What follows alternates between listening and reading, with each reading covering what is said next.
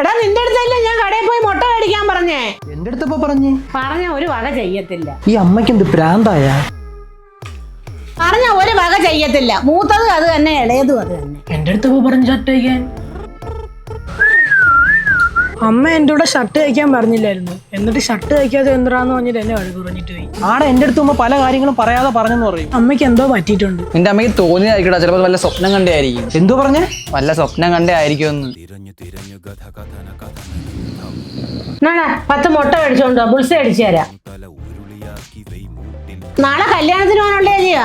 ദാണ്ടെ shirt തേച്ചിട്. അമ്മ എന്നെ തയ്ക്കാൻ. എനിക്ക് ഒരുപാട് ജോലി കിടക്കുന്നു, നീ തന്നെ തേച്ചിട്. മോനെ നിനക്കൊന്നും പറ്റിയില്ലല്ലേ? ഓരോന്ന് ആലോചിച്ചിട്ട് കിടക്കും, എന്നിട്ട് നടക്കാത്ത കാര്യങ്ങളൊക്കെ സ്വപ്നം കാണും. ഒന്ന് പോ അമ്മ.